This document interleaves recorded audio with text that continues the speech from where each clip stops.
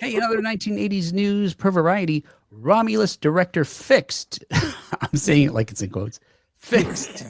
CGI Ian Holm for the home release. Alien Romulus director Fede Álvarez said in an interview with Empire magazine that he understands why some viewers reacted negatively to the appearance of the late actor Ian Holm in the film.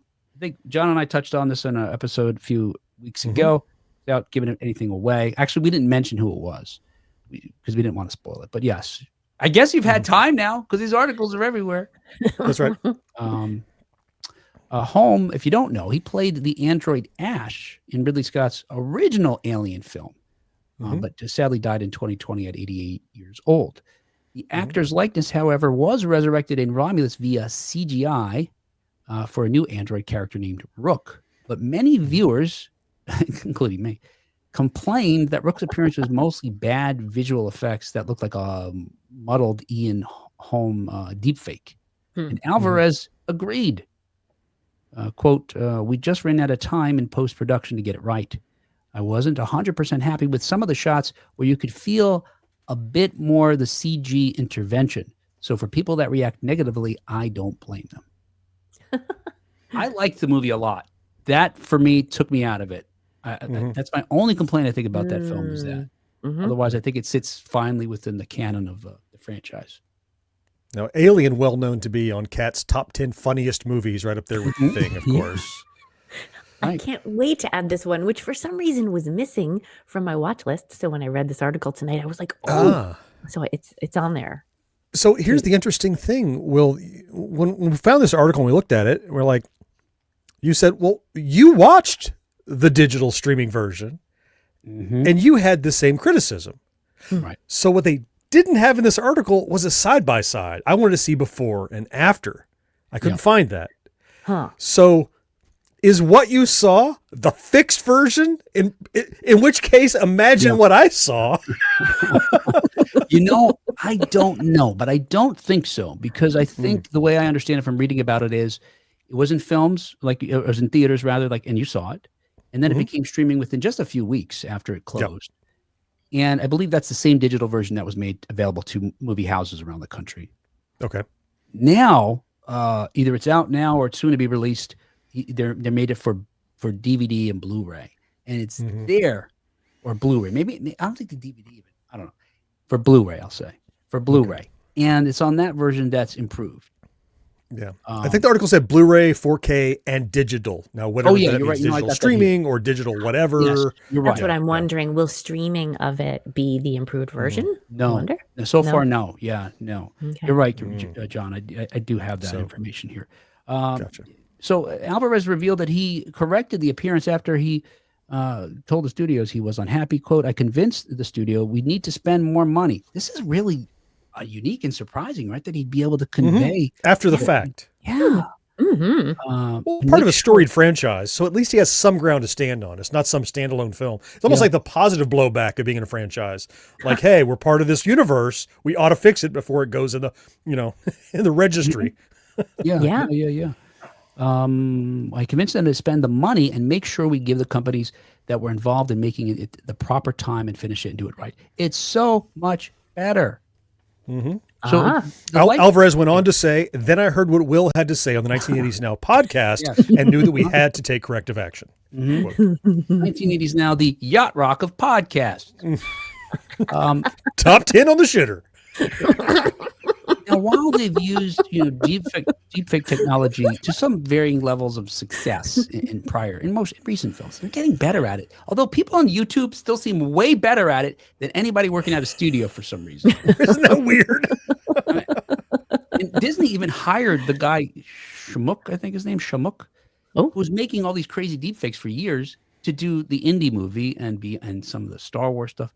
And those aren't as good as what he did on YouTube. I don't understand it.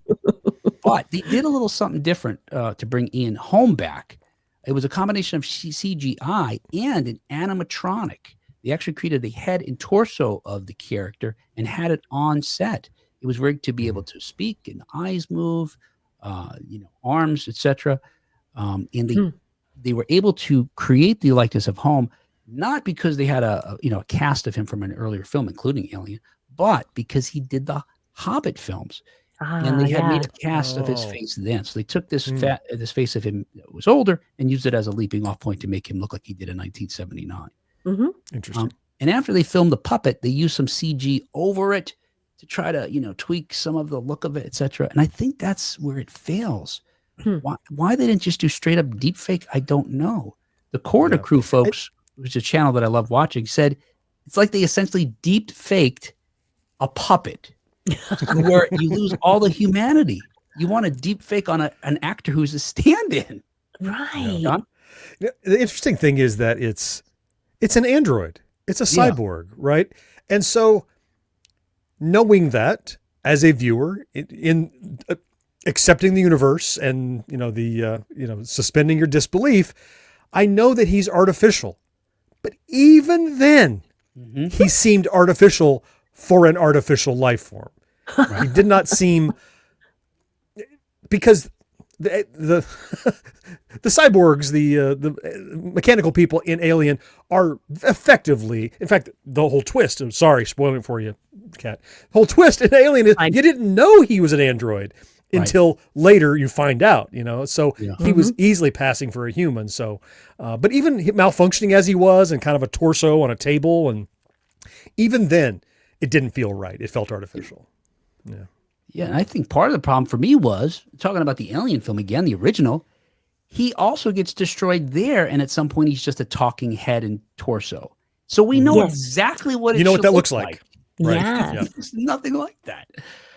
I thought when I read this, I'm sorry to interrupt. When I read this, I thought I understood that when they used the animatronic or puppet, that's what made it better. What they did, I thought it said what we did for the home entertainment version was revert a lot more to the puppet. Yeah. So am I misunderstanding you, Will? I wasn't quite sure there. Right. I thought you were saying they used the puppet more for the movie theaters and then improved upon that. But it sounds like they used the puppet for the improved version. So what they did was, so again, they had this puppet, which I think they knew they were going to use CG to tweak it somewhat. Okay. But they filmed the puppet, and again, they made it so articulate that in theory, to John's point, it may convince us that, well, it's an android, so of course it's kind of weird and janky. Yeah. But in the original version that was in theaters, they did a lot of CGI replacement on its face, changing the eyes and painting, doing some different animation with the mouth, maybe stuff like that. Okay. In the end, to fix it, they took away some of that CG stuff, and I imagine them almost making it more transparent, so we see more puppet coming through. Okay, all right, that makes sense. All right, I just wanted John, and of course, it's not like this, but I almost imagine the puppet with the little green dots on its face. Right. That would have helped. And then you're mapping Ian Holm on it, right? But it sounds like it wasn't. Yeah, they should have just had a guy that looks kind of like just have a guy there. Yep. And if you look at the Alien film, and this really frustrates me, there's so much footage of him in bright light because in these different areas in the movie, we're all different angles. Yes, I mean it's there. Anyway, John, you weren't able to find it, but I do have a side-by-side comparison of the two. Really? And I didn't block out which is the original and which is the fixed one. I wish I had because, well, you'll see. Here's the two. One's it's stacked vertically. You can see both at the same time. However you got in. No. Wait. Have mercy and end her life. I'll just pause it. All right. So the top is the improved version. The bottom is the one that was streamed.